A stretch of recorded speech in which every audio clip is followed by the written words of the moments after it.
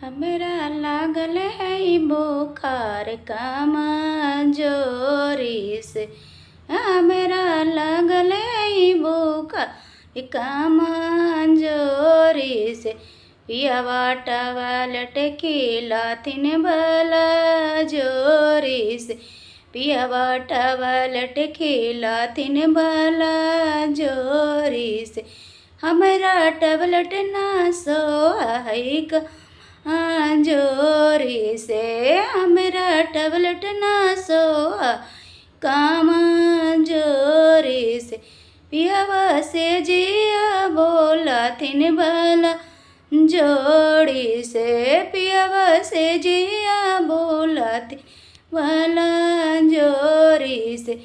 हमरा से जिया ना सोहा है कमजोरी से। हमरा से जिया ना सोहा है कमजोरी से। हमरा लगल है बुखार कमजोरी से। हमरा लगल है बुखार कमजोरी से।